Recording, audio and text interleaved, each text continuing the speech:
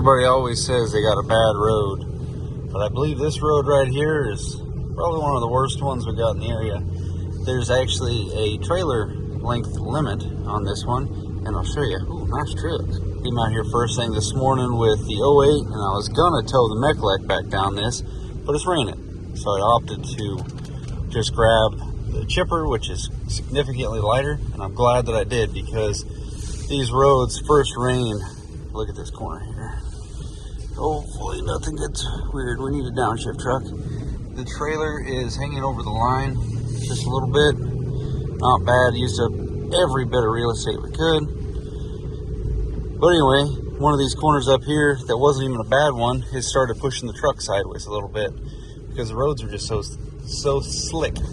So I started squeezing the trailer brake controller. Got that trailer correct. I'm just gonna go second gear. I'm tired of that shifting. But I towed the mech up through here with this truck, and I'm not gonna tow the mech back down here because of the rain. This little stretch right here came around this corner, started straightening out, and then the slight lays to the left hand and started pushing the rear sideways. So this, I mean, it's actually kind of steep right here, but don't take much. Look at this. Dead end. There's no turnaround. Bump that sign a little bit. You want to bet? I'll turn around anywhere. I'm not a scientist, but there was some serious erosion that took place right here. Well, back up in Sears City. Picking up the DL12 for one of my buddies. It's a Fat Boy trailer. You guys were asking about that last time. Apparently 32 feet long from tip to tap. Yep, she's a big girl. 3 8Ks, 24K rated. This thing's actually for sale right now. He's asking 22. He doesn't have a CDL driver on payroll, so that's why I'm hauling it. If you didn't know, yeah, you gotta have a CDL to basically even pull this trailer with anything besides a moped or something, especially in the state of California. And that rig weighs almost 13. Somebody was like, it's kind of sketch up there in Big Cat country without, you know, the sun being up. Take your precautions. All right, we'll get down the hill just a little bit. I'll start telling you guys the stories of yesterday, because it was a doozy. I just take this nice and easy. It's not raining today like it was yesterday. And it got sporty yesterday several times. And that first rain probably just parked the truck, because trying to go through those steep canyons, this is mellow kick compared to what I was dealing with yesterday. Almost losing the 08, coming down into that first canyon, and then coming back to get the Mechlek with this and the big trailer. I took the long way, and GPS just did not like that at all. I battled that for an hour. It added about an hour onto it and burned an extra quarter tank of fuel. Yeah, that's the unfortunate part. The time is fine as long as you're safe, but man, when you're burning a bunch of extra diesel, that kind of sucks. But we got through it safe, got everything home, and I tell you what, we were beating on the new truck yesterday. A couple of those hills going the long route, not ideal. And right before I got into town, one of the downhill stoplights turned right on me, and there was no chance of making it, kind of a deal. So I had to hit the brakes, and this thing it wanted to go aggressive downshift, and the back tires came off, you know, hit a bump, and it felt sketch. You know what I mean? I wasn't even going that fast, but just those slick roads, they get you. So you got to be real careful. Like right now, I just got her 5th gear locked, just so I can putt. It doesn't want to try and go to 6. That way, when you let off throttle, it just gives a little bit of engine brake to get down the mountain. Pull over and check the hubs and everything, but come down here and just, they say being near water just a little bit, it's good for you. Just seeing it, not even climbing in it. And open bodies of water, rivers. Look at this pillar down there. Maybe somebody should work on that. That one's good. Cut this out so you can drive. put it in the road. Yeah. Somebody was asking me what the good temperature for hubs should be. Honestly, I've been doing about 40, 50 mile an hour. These hubs don't have a lot of weight on them because, I mean, you get 3 axles. But, yeah. I would say ideal hub temperature is something you could hold your hand on. At some points, you'd be maybe like, I don't want to hold my hand on it anymore. It's that hot. But as long as you can hold your hand for a little bit, then you should be all right. Beyond that, I start to get a little concerned. Let's get across this bridge with the messed up pillar. No fishing on it. Yeah, because we don't have anything holding up the center. Go, go, go, go, go, go, go, go, go, go, go.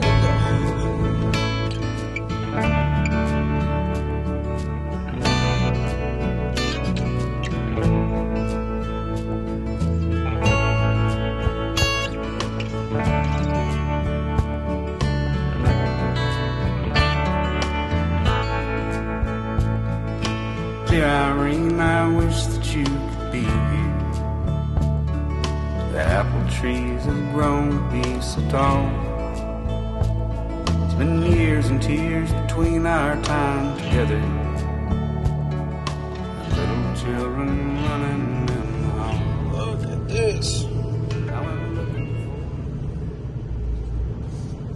Come on, little trailer. Come on, baby. All right. Hopefully there's a cul-de-sac or something down here. I've never been on this road before, as far as I know. I don't recognize it. Should be a cul-de-sac down there, I would hope. I don't even know if I'm leaving the trailer here. Nobody want to answer the phone. We'll find out. This cul-de-sac right here? Kinda? A little bit?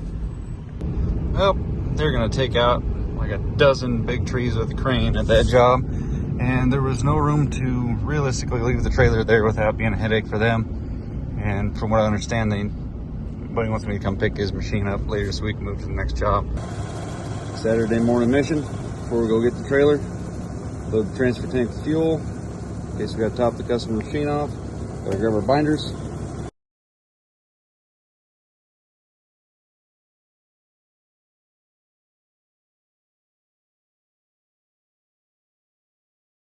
Well, got the rig set up over there. Trailer tilted to load up the machine. And I'm standing here by these trash cans waiting to cross the road, and this gal came out. And I didn't know which way she was turning, so I was on the phone, so I just stood there waiting for her. And then she came over and cut me off and asked me what I'm doing here. I said, what? What do you mean what I'm doing here? She's like, are you gonna steal a car? First of all, if I'm gonna steal a car, I'm not gonna tell you about it. Second of all, no, I'm not. You see that big old pile of logs right there? I'm just coming over here to get a tractor. And I'm hoping the tractor makes it on the trailer because it's low on the fuel. So, I'll wait for this car. That's a neat one. First one I've ran into. Generally speaking, if you have a name on the side, all your numbers, I doubt that you're going to show up and steal something, but I appreciate the detective looking out for her neighborhood. Second gear. Oh, it was already in second.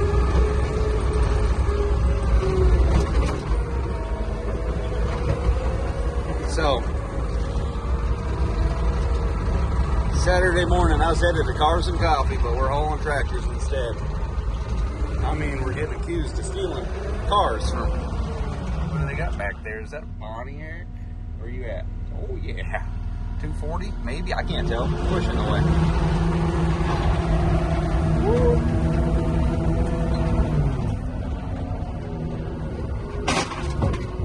They could have made this trailer about a skosh wider.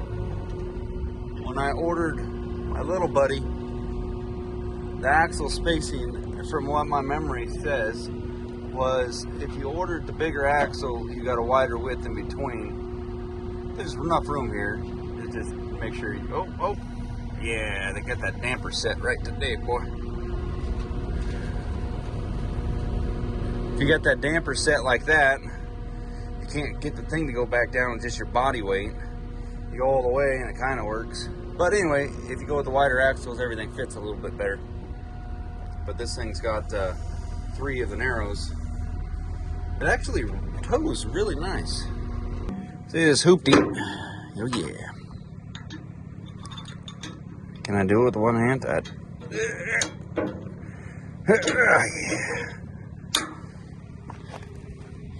We're not going that far. Might as well not even tie it down. It's good. You guys want to see something funny that's no doubt gonna mess with some people's minds? Got a nice D-ring right here. I hate running a chain through this thing and going back up to it. So I just go along the side of the trailer, up against the D-ring. That's undoubtedly gonna just, wow. Saturday morning's ruined for people now. He tied it up wrong.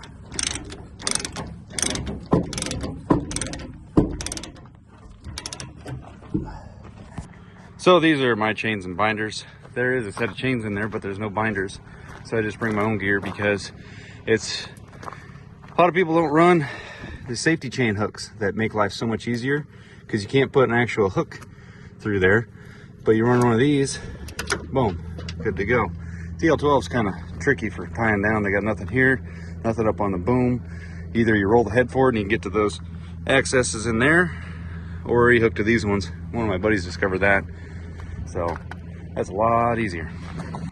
All right, now that we stole this skid steer, let's go take it to the owner. Might as well give him his trailer too. Stole that. Definitely not. Funny. Oh, this is gonna be tight right here. Gravel bar. Let's eat up the real estate, all of it. Oh, missed it. Sweet. That's what one of the perks. 17.5s. They come with heavy duty ply. Even if you don't need the ply, you don't need the rating. It's just nice to have that when you're on one of these little gravel roads that you got to kind of run up on the bank a little bit. Oh, clunk. Triaxle just sits nice and pretty until you get off road, and then the cam over thing is like a track machine. It'll end up just kind of clunk. Let's see if we can find a home for this thing. I'm just gonna go ahead and fuel it since it's got nothing in it. I don't think he has transfer tanks. Drop it off so you can actually use it. That might be handy.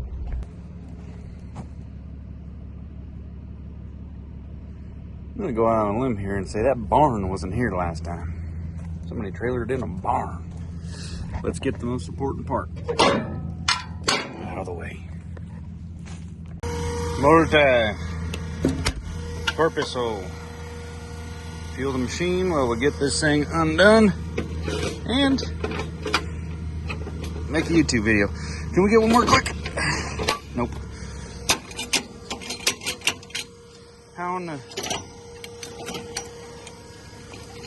We need a longer pipe.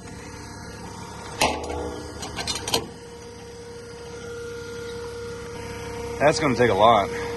Poor thing was completely bone dry. Kind of that level where you're like, don't die on me, baby. Don't die on me. You there yet? All right, we are going to roll on out of here. Leave triaxle here. Just where I got it. Even more important, make sure everything is not hooked up still.